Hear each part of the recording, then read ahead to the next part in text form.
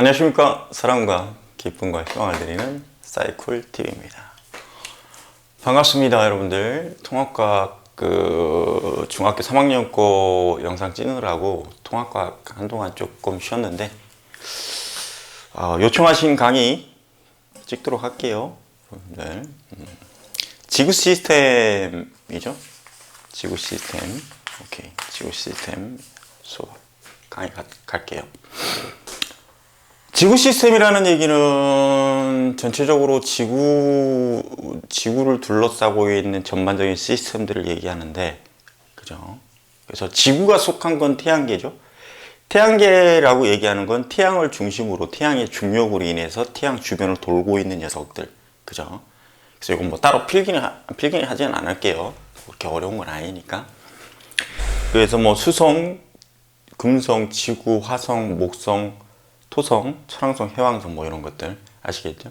태양의 인력으로 인해, 즉 태양의 중력으로 인해 태양 주변을 돌고 있는 걸 우리는 태양계라고 부르죠. 이거 뭐 원초적인 개념은 물어보지 않을 거니까요. 자, 태양계에 미치는 중력의 영향이라는 게 있어요. 그래서 태양계의 행성은 우리가 그 과거 영상에서 제가 찍었던 부분들이 있기 때문에 굳이 다시 언급하지는 않겠습니다.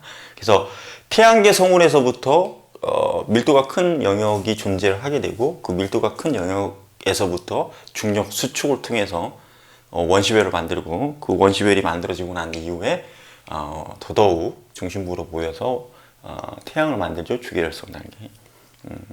그게 지구 중력의 첫 번째 중력으로 인해 나타났다고 봐야 되죠. 왜? 중력 수축 에너지가 생겼을 거니까. 그 다음에 지구가 태양의 중력권에 있으면서 일정한 거리를 유지하고 있어요. 그래서 이걸 지금 지구가 원 파트에서도 삭제가 됐어요. 예전에는, 그러니까 개편되기 이전에 지구가 원 파트에 이 개념이 존재를 하고 있었는데, 그리고 통합과학에서도 살짝 언급을 했었는데,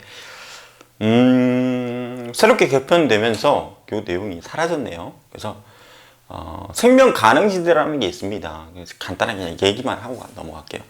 생명 가능지대라는 게 있는데, 생명 가능지대라는 게 뭐냐면, 특정 항성으로부터, 여기서 말하는 항성은 빛에너지를 방출할 수 있는, 스스로 빛을 낼 수 있는 별들을 우리는 항성이라고 부르는데, 특정 항성으로부터 일정한 거리에 위치해 있는 어떤 임계 거리에 위치해 있는 어떤 특정 행성을 우리는 생명 가능지대에 있는 행성이라고 부르는데, 그 생명 가능지대의 기준은 뭐냐면 물이 액체 상태로 행성에 존재할 수 있느냐 없느냐의 기준이에요.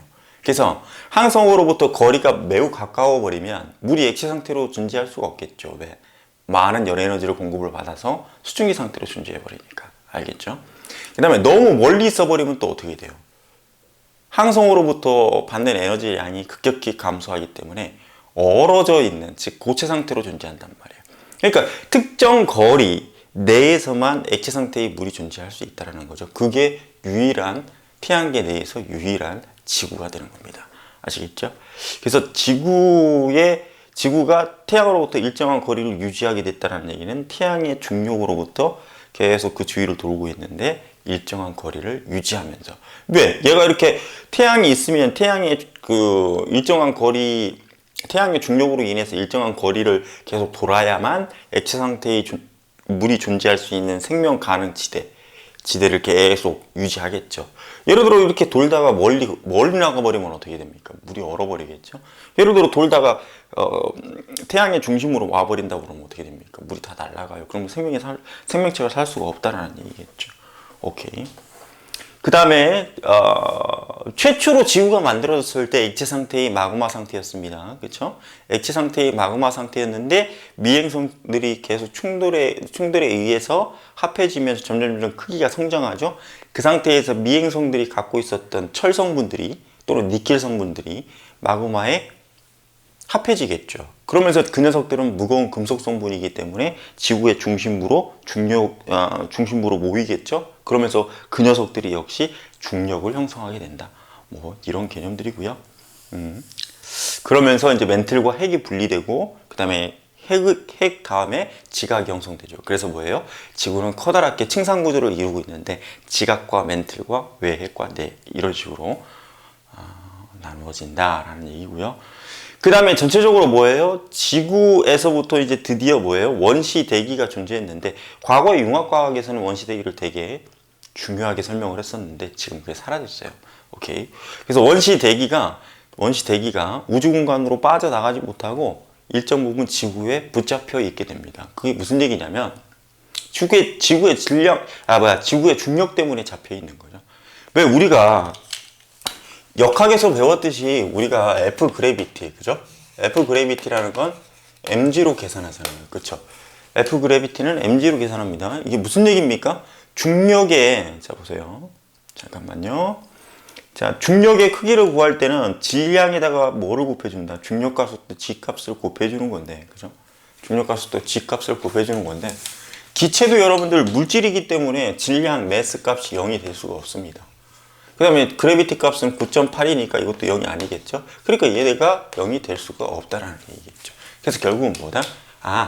그러면 기체도 질량을 갖고 있고 그 질량을 갖고 있는 녀석들은 중력의 영향을 받기 때문에 멀리 도망가지 못하고 중력권에 잡혀 있을 수밖에 없다라는 거죠. 오케이. 그거예요. 아시겠죠? 이게 바로 태양계에서 중력이 미치는 영향이죠. 자. 그 다음에 이제 전체적인 지구 시스템을 큰 틀로 세분화해서 이제 얘기를 하죠. 지구 시스템. 볼게요. 이쪽으로 갈게요. 자. 지구 시스템을 우리는 세분화해서 얘기합니다. 그래서 일단 직권이 있고요. 직권이 있고, 그 다음에 기권. 기체 성분이죠. 그 다음에 수권이 있고요. 오케이. 직권, 기권, 수권. 그 다음에 또 뭐가 있을까요? 생물권이 있죠. 그렇죠. 생물권. 생물권이 있고요. 그 다음에 외권. 이렇게 나눠져요. 오케이. 이렇게 나눠집니다. 그래서 직권은 말 그대로 여러분들이 잘 알고 있는 형식으로 얘기하면 땅이죠. 땅. 땅. 기권은 공기. 그렇죠. 수권은 물. 물론 여기에는 이제 바닷물도 있고, 그 다음에 또 뭐도 있습니까? 육지의 물도 있어요. 생물권은 말 그대로 생물이죠. 동식물. 그 다음에 이건 우주. 이렇게 되는 겁니다. 아시겠죠? 그렇게 5개의 권으로 나눠져요. 오케이. 그래서 여러분들이 이제 교과과정 배우면서 첫 번째 배우는 것이 기권에 대해서 배울 겁니다. 기권. 자, 이제 본격적으로 갈게요. 기권부터. 자, 기권 갑니다. 자, 기권. 기권 역시 마찬가지로 층상구조를 이루고 있어요. 자, 다시 얘기할게요. 층상구조를 이루고 있다. 층상구조를 이루고 있는데 이거에 대해서 굉장히 중요하게 나오죠. 오케이. 자, 기권이라는 건 여러분 다시 말씀드리지만 지구의 중력으로 인해서 기체들이, 즉 대기가 붙잡혀 있고 지구에 소속돼 있고 우주로 빠져나가지 않는 것들. 아시겠죠? 그래서 대기가 존재하는 것은 지표면으로부터 대기권의 두께를 크게 얘기하면 기권은 지표면으로부터 약 1000km 고도, 1000km 고도의 크기를 갖고 있어요. 오케이. 1000km. 근데 중요한 건 뭐냐면 제가 아까 말씀드렸잖아요. 대기는 질량을 갖고 있고 중력의 영향을 받는다. 그러면 뭐예요? 중력은 또 거리가 가까울수록 세죠? 그러니까 뭐예요? 지표면에 가까울수록 더 센 중력이 작용하기 때문에 그 지표의 대기의 대부분은 물론 지표면에서부터 1000km까지를 대기권이라는 영역을 설정을 하지만 중요한 건요. 보세요. 대기의 대부분은 보세요. 대기의 대부분은 어디에 밀집되어 있느냐? 약 20에서부터 30km 고도에 밀집되어 있다. 밀집되어 있다. 그럼 얘의 이유는 뭐라고요? 얘가 이렇게 밀집되어 있는 이유는 뭐라고요? 이유는 중력의 영향 때문이다. 중력 때문이죠. 중력 때문이에요. 아시겠죠? 그래서 대기의 대부분은 지표면에서부터 20에서 30km에 밀집되어 있다는 것도 어느 정도로 좀 알고 가시면 좋겠다. 아시겠죠? 자, 그 다음에 기권에 이제 성분이라는 게 있는데, 기권의 성분은요? 자, 기권의 성분은 약 78% 정도가 질소입니다. 질소. 그 다음에 21% 정도가 산소예요. 그 밖에 뭐 이산화탄소도 있고요. 그 다음에 뭐 아르곤도 있고요. 뭐 등등등등 있어요. 그러나 우리가 가장 중요한 건 뭐다, 여러분들? 가장 많은 양 두 가지 정도만 우리가 해석을 해주면 좋겠다 라는 얘기가 되겠죠. 오케이?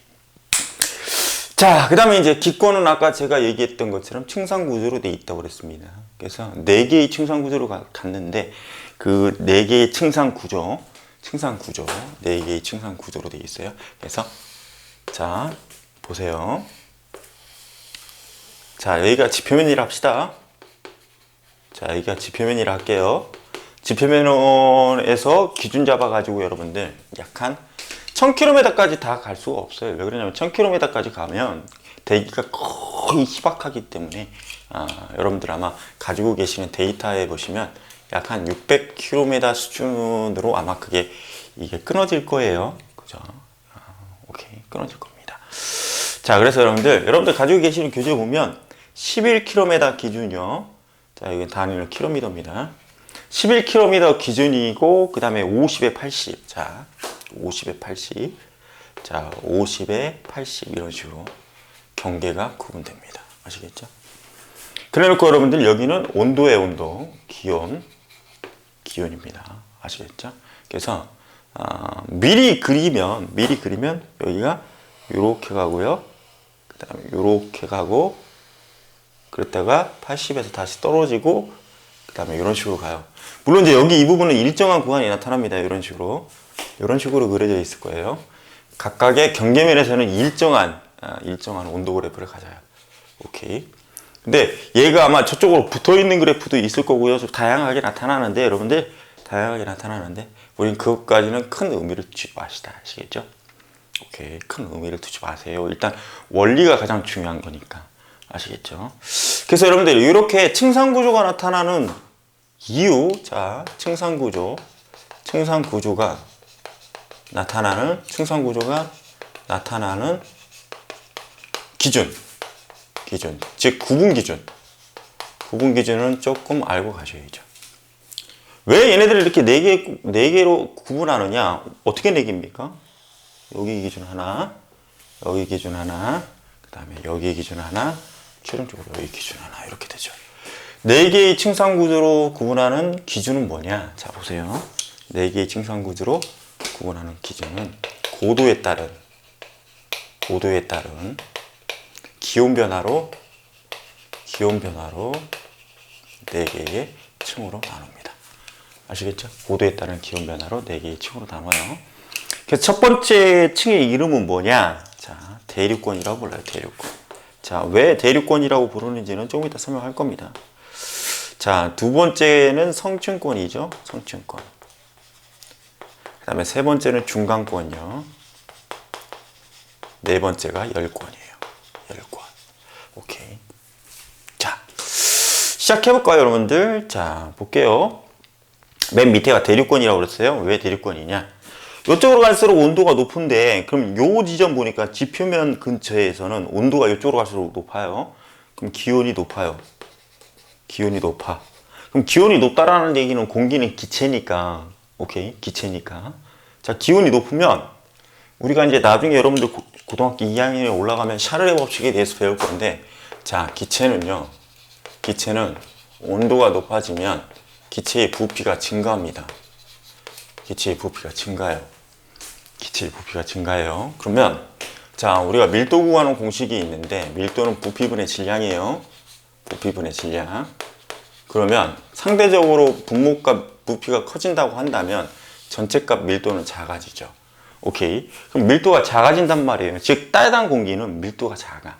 근데 이 밀도를 여러분들이 저랑 약속해요. 이렇게 해석해도 됩니다. 무거운 정도. 아시겠죠? 무거운 정도. 그래서 이게 사실 여러분들 왜 우리가 그 중력 수축 에너지 설명할 때 밀도가 큰 영역이 상대적으로 주변보다 무거워서 밀도가 큰 그 특정한 영역으로 주변 기체들이 모인다고 그랬잖아요. 그래서 중요수 된다고 얘기했었죠. 그죠? 그래서 밀도가 의미하는 건 무거운 정도로 해석하면 되는 거예요. 자, 근데 얘는, 봐봐요. 얘는 기온이 높아요? 그럼 샤를레 법칙에 의해서 기체의 부피는 증가합니다. 그럼 밀도가 작아요. 그럼 밀도가 작다는 얘기는 가볍다는 얘기야. 가볍다는 얘기. 그럼 여기 얘는 가벼워. 따군가. 이렇게 암기하시면 좋아요. 따군가. 따뜻한 공기는 가볍다. 아시겠죠? 그럼 상대적으로 여기는 어떻게 됩니까? 온도가 낮죠? 얘보다는 상대적으로 온도가 낮아요. 그럼 여기는 차공무. 그럼 여기는 또 따뜻하네요? 그럼 여기는 따군가. 여기는 차갑네요? 차공무. 여기는 따뜻하네요? 근데 여기 왜 사이클림 왜 여기다는 따군가라고 안 씁니까? 아이, 공기가 매우 희박하니까 얘는 그냥 따뜻하다 이렇게만 얘기합시다. 아시겠죠? 자, 그럼 왜 이렇게 온도 변화가 나타나는지는 우리가 생각을 해줘야겠죠. 오케이, 좀 이따가 고민해 드릴게요. 자, 여기에 기온이 높은 이유는요. 자, 보세요. 간략하게 설명해 드릴게요. 간략하게. 여기에 기온이 높은 이유는, 자, 지표면이 있으면요, 태양이 있죠. 태양이 있으면 이 태양열을 막 받을 거예요, 지구가. 그러면 이 지표면이, 잘 봐요. 이 지표면이 태양열을 흡수하겠죠. 흡수한 상태에서, 흡수한 다음에 이걸 다시 재방출합니다.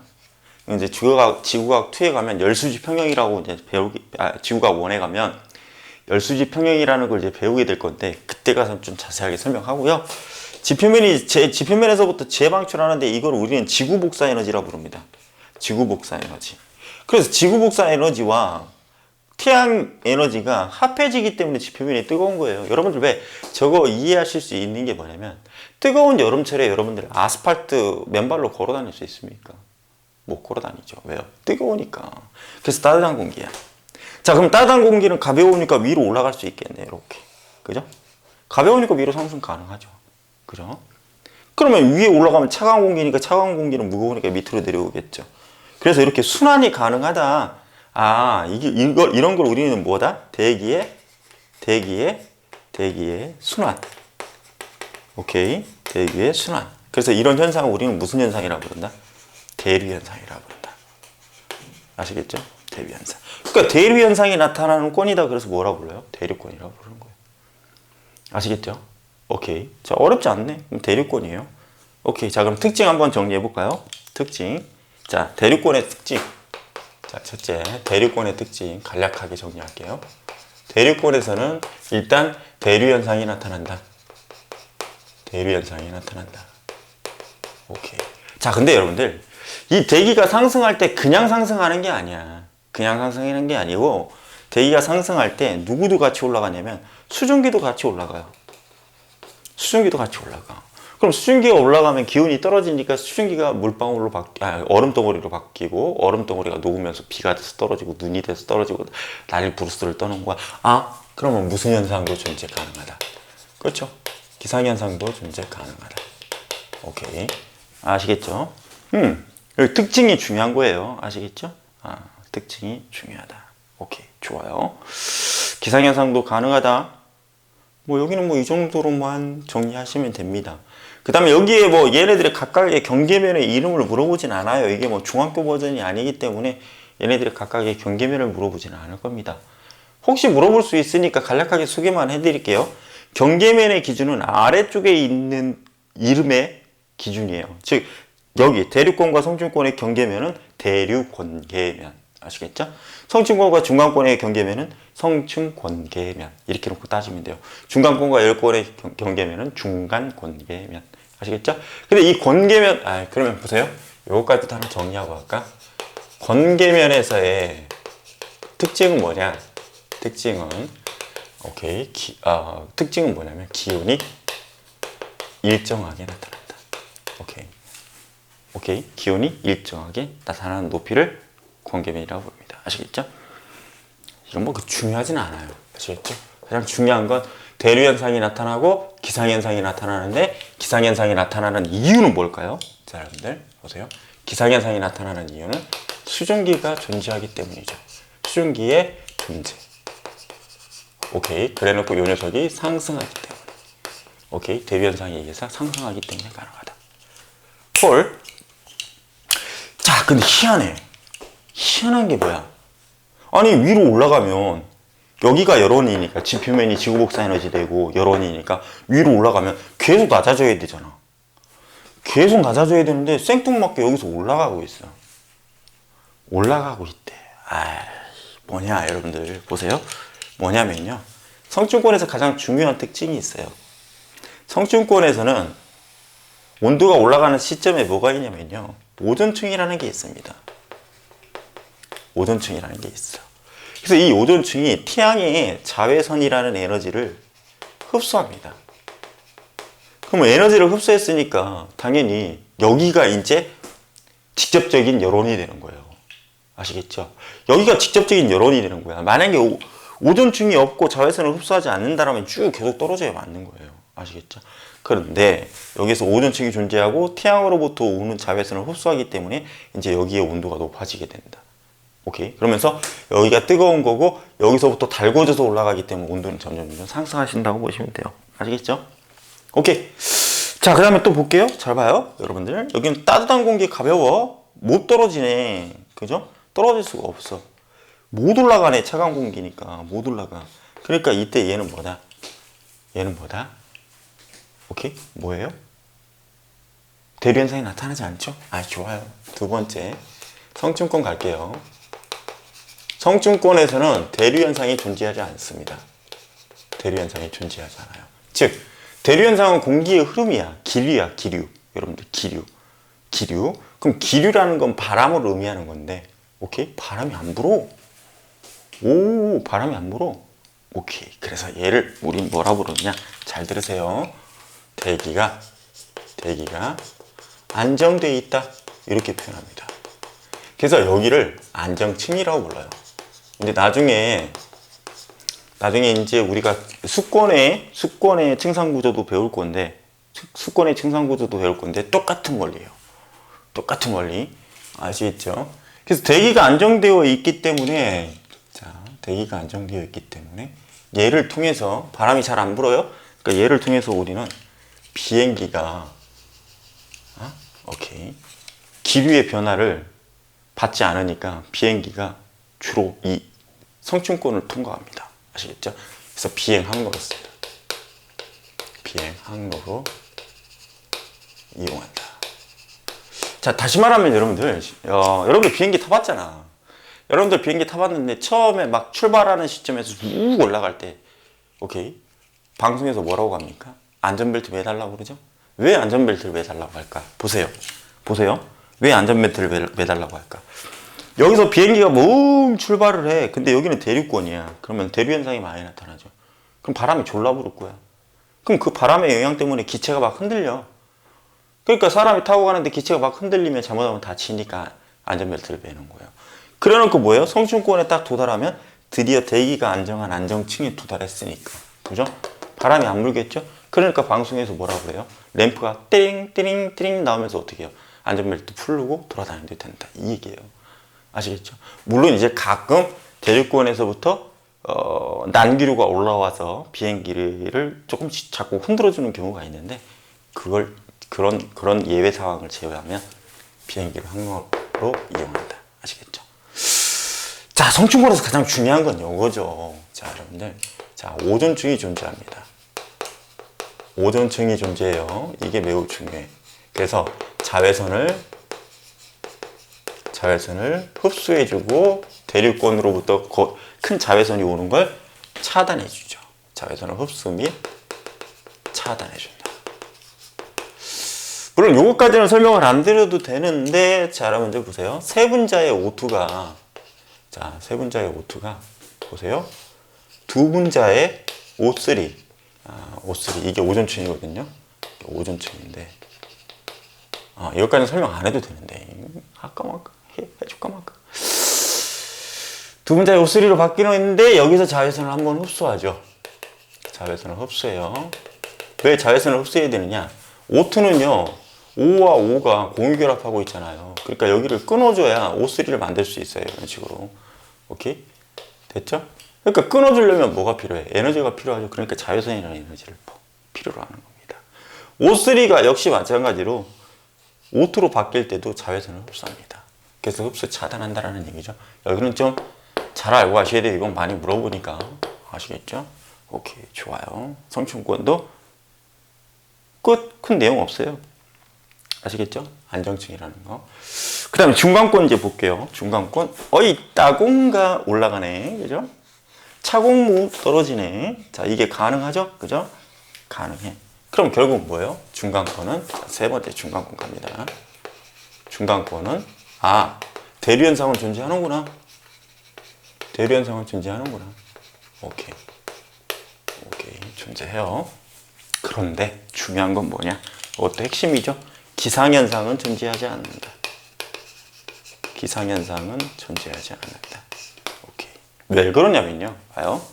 왜 그러냐면, 여기 대류권에서 수증기를 갖고 중간권까지 물질을 공급해줘야 되는데, 성층권이라는 안정권이 있잖아요. 안정권. 그죠? 안정한 층이 있잖아. 그쵸? 안정한 층이 있잖아. 그래서 이 성층권이라는 녀석이 대류권과 중간권의 물질의 교환을 차단합니다. 자, 다시. 성층권이라는 게 대류권과 중간권의 물질의 교환을 차단해요. 차단. 오케이. 그래서 수증기가 올라갈 수 없어. 이거는 여러분들이 익히 경험해봤을 거야. 비행기 타보신 분들. 비행기 타고, 자, 성층권에 딱 도달했습니다. 창문 딱 열어봐요. 구름이 밑에 쫙 깔려있어. 그래놓고 위에는 완전히 맑아. 그럼 결국은 뭐야? 구름은 성층권까지 올라올 수가 없다는 거예요. 아시겠습니까? 왜? 안정권이니까. 안정한 층이니까. 알겠죠? 그래서 얘가 뭐야? 기상현상이 나타나지 않는 이유는 뭐다? 수증기가 없다. 오케이. 수증기가 없다. 아시겠죠?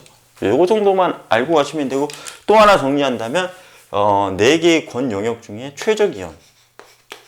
최저기온이 나타납니다. 최저기온이 나타나고요.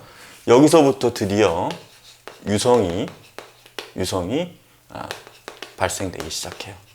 자, 이 얘기는 무슨 얘기냐면, 유성이라는 건 뭐냐면 우주 공간에 떠돌아다니는 돌멩이가 운석이에요. 근데 이 운석이 지구의 중력권에 의해서 지구 쪽으로 막 떨어질 때 이 녀석이 타면서 떨어지는 게 유성이야. 그럼 여기서 탄다라는 의미는 대기와 마찰에 의해서 타야 된다는 얘기거든요. 오케이. 대기와 마찰에 의해서. 그러면 여기에서 유성이 발생된다, 유성이 관측 가능하다라는 얘기는, 중간권의 경계면으로부터 드디어 뭐예요? 밑으로 내려올수록 대기가 급격히 대기가 상대적으로 많아지기 시작한다라고 파악하시면 되겠죠. 그래야 마찰이 많이 일어나고 탈 거니까. 오케이. 자, 그 정도로 정리하시면 되고요. 네 번째 열권 갑니다. 네 번째 열권. 위로 올라가면 태양으로부터 가까워지기 때문에 온도는 당연히 상승할 수밖에 없죠. 오케이. 자, 근데 보세요. 사이클림, 여기는 무겁고 여기는 가벼워요. 그럼 대류현상이 나타나지 않는다라는 것도 언급해야 되나요? 언급하지 마세요. 왜? 여기는 대기가 그렇게 많지 않다고 그랬잖아. 대류현상이라는 조건 자체가 성립이 안 돼. 공기의 흐름이 대류현상인데, 그렇죠? 여기는 언급 안 하는 게 맞아요. 오케이. 그래서 열권의 특징을 보면, 자, 대기가 희박해요, 여러분들. 자, 볼게요. 열권은 대기가 희박하다. 그럼 대기가 하는 역할 중에 뭐가 있냐면, 오케이, 열을 저장하는 역할을 하거든요. 메테인, CH4 기체나 또는 이산화탄소 온실 기체들이 열을 저장하는 역할을 해요. 근데 이건 대기가 희박하죠. 그러니까 뭐야? 열을 저장할 수 없어. 그러면 뜨거울 때는 졸라 뜨겁고 추울 때는 졸라 추운 거야. 열을 저장할 수가 없으니까. 오케이. 그래서 얘는 낮과 밤에, 요걸로 인해서 나타나는 현상은요, 낮과 밤에, 자 보세요. 낮과 밤에 기온차가 크다. 아시겠죠? 오케이. 그 다음에 우주 외권하고 여러분들 밀접하게 경계를 맺고 있기 때문에 태양으로부터 오는 유해한 입자들이 막 와요. 나중에 이제 뒤에 가면 설명을 드리겠지만 벤 엘렌데라는 게 있습니다. 오케이. 벤 엘렌데라는 건 지구 자기장이 태양으로부터 오는 유해한 입자들을 막아주는 역할을 하는 게 벤 엘렌데인데, 그 벤 엘렌데가 열권에 존재해요. 그러니까 태양으로부터 오는 유해한 유해한 입자하고 그 다음에 벤 앨런드라는 내대와 외대의 양성자와 전자를 갖고 있는데 이 녀석들의 입자들과 충돌을 해요. 그럼 그 충돌을 할 때 에너지가 나오는데요. 무슨 에너지 형태로 나오느냐? 빛에너지의 형태로 나옵니다. 자, 다시 열권은 뭐라고요? 태양에서 온 태양의 입자, 태양에서부터 온 입자들과 오케이. 그다음에 지구의 벤 앨런드에 있는 내대와 외대에서 존재하는 입자. 오케이. 이 입자들과 충돌을 하는데 보세요. 충돌을 하는데 이때 이 충돌 과정에서 생기는 에너지가 방출됩니다. 근데 그 에너지가 무슨 에너지의 형태로 방출되느냐? 빛 에너지의 형태로 방출을 하죠. 방출을 해요. 오케이. 됐죠? 그래서 우리는 이러한 현상을 뭐라고 부르느냐? 오로라 현상이라고 불러요. 오로라 현상. 그래서 열권에서는 오로라 현상이 나타난다. 근데 태양으로부터 오는 이 대전 입자가 매번 오는 게 아니에요. 태양의 활동이 활발할 때 주로 많이 나오거든요. 오케이? 그러면 매번 오는 게 아니기 때문에 여러분들 흔히 들어보신 적 있을 거예요. 오로라 현상을 보기 위해서 극지방, 그러니까 남극이나 북극이나 가까운 곳으로 여행을 가는데 간다고 해서 매번 오로라를 볼 수 있는 게 아닙니다. 아시겠죠? 왜? 태양으로부터 나오는 태양풍의 대전 입자, 즉 유해한 입자들이 매번 나오는 게 아니기 때문에. 아시겠죠? 오케이. 그래서 오로라 현상을 확인할 수 있다라는 거 이거 좀 알고 가시면 좋겠고요. 자, 그럼 여기는 설명이 다 끝났어요. 아시겠죠? 자, 그 다음에 뭐 여러분들 참조하시는 교재에서 뭐 기권의 역할이라는 게 있는데 아까 뭐 온실 효과를 일으켜서 지구를 따뜻하게 보온해 준다라는 거. 그 다음에 성층권에 존재하는 오존층에서 뭐 한다? 자외선을 흡수 차단해 준다. 그 다음에 유성으로 인해서 운석의 충돌을 방지해 준다. 그 다음에 뭐 기체를 갖고 있으니까 대륙권에서는 거의 대부분의 기체가 대륙권에 존재한다라는 거, 그죠? 왜? 지구의 중력 때문에. 그래서 20에서 30km의 주변에, 그러니까 대륙권에 거의 대부분의 대기가 집중되어 있으니까 동식물에게 질소, 산소, 그래서 아까 뭐라고 했어요? 산소가 21%, 그러면 동식물에게 산소 공급. 아시겠죠? 뭐, 이런 등등의 역할이 있더라. 아시겠죠? 이번 타이밍은요, 직권까지만 설명하고 갈게요. 직권. 자, 직권은 말 그대로 땅이잖아요. 그렇죠? 오케이, 좋아요. 직권은 주로 땅인데, 여러분들. 볼게요. 직권은 주로 땅인데, 뭐부터 설명할까요? 일단은 직권은요, 지구인데, 지구의 반지름은 6,400km입니다. 이건 뭐 기본이니까 좀 알려드리는 거고요. 자, 직권은 땅이죠? 자, 첫째 중요한 건 뭐냐면, 특징 중에 첫째 중요한 건, 지각의 구성 물질은 우리가 이거 배웠었어요. 규산염 광물로 다 돼 있다라는 거 배웠었잖아요. 그렇죠? 그래서 지각에서 가장 많은 양을 차지하는 게 산소교소예요. 산소하고 교소. 그래서 SiO2 또는 뭐 SiO4 이런 형태로 존재하죠. 오케이. SiO4, 4 마이너스 뭐 이런 식으로.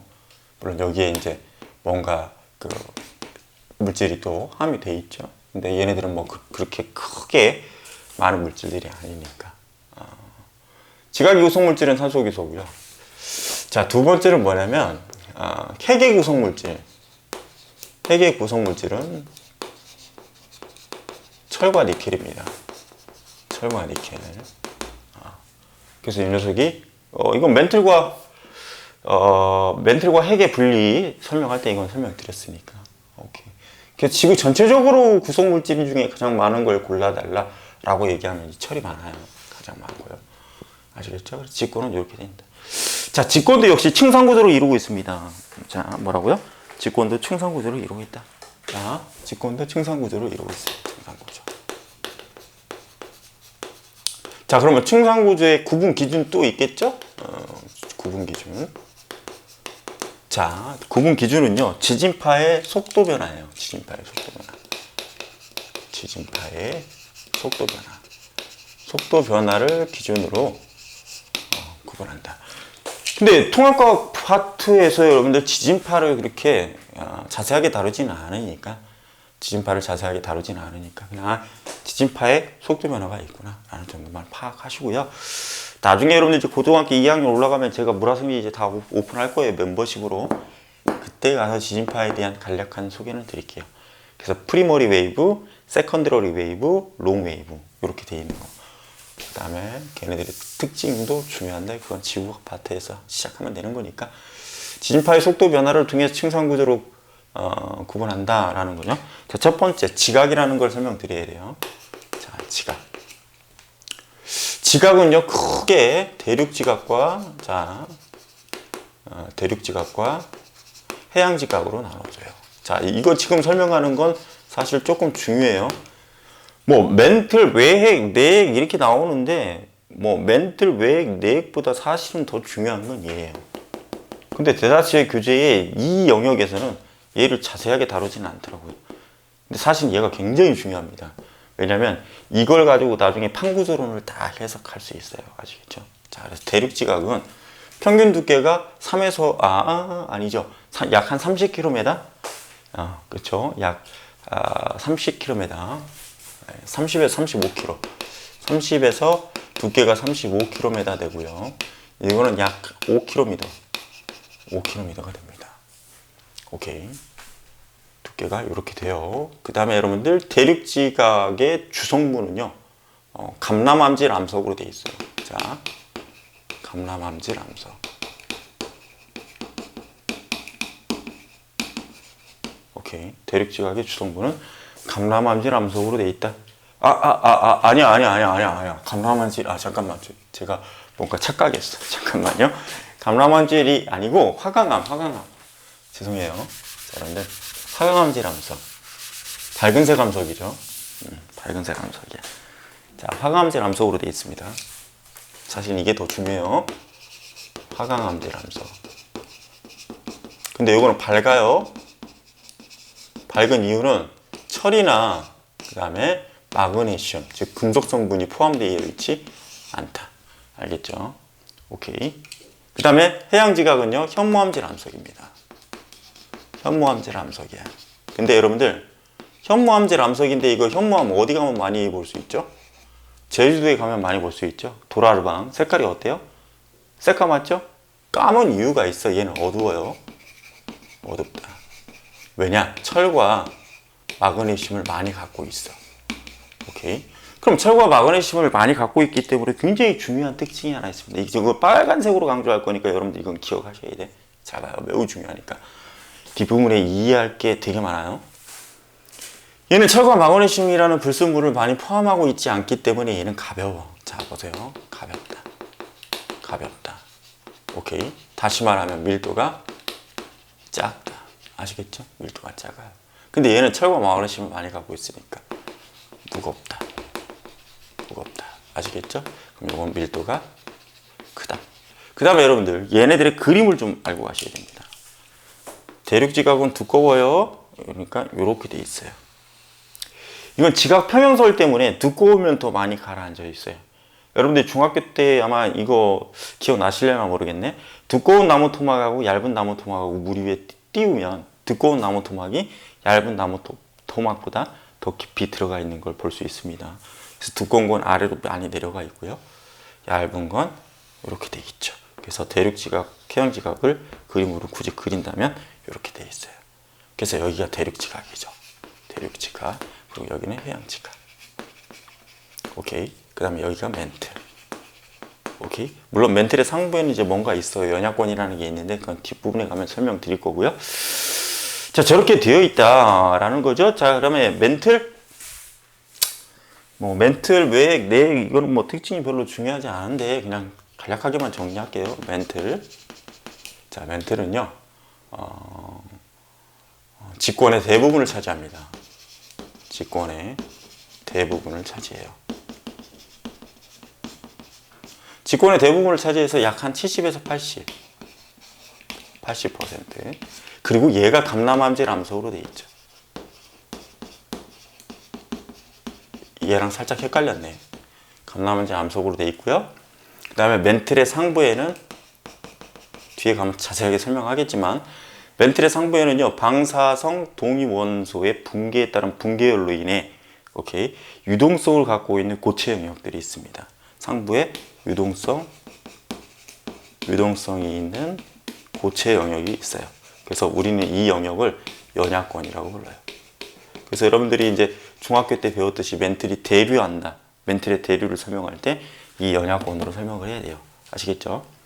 오케이? 근데 여기서 상부라는 건 완벽한 상부는 아니에요. 이거 이제 그 완벽한 상부는 아니고요. 밑에 이건 나중에 지지구조 설명할 때 설명할게요. 아시겠죠? 자, 그다음에 이제 외액이라는 부분이 있습니다. 외액은 역시 구성 성분이 철과 니켈로 되어 있는데 얘는 액체 상태로 존재한다. 액체 상태로 존재한다.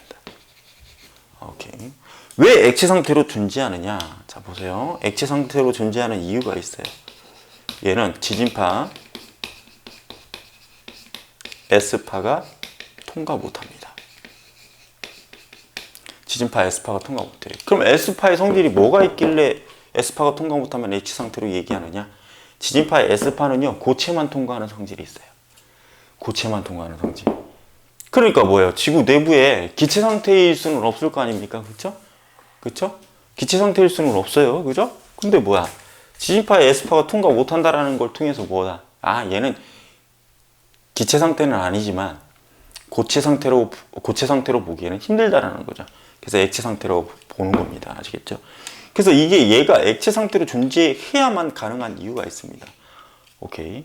얘가 철이죠. 철 내부에 자유전자를 많이 갖고 있어요. 근데 얘는 액체 상태니까 유동성을 갖고 있겠죠.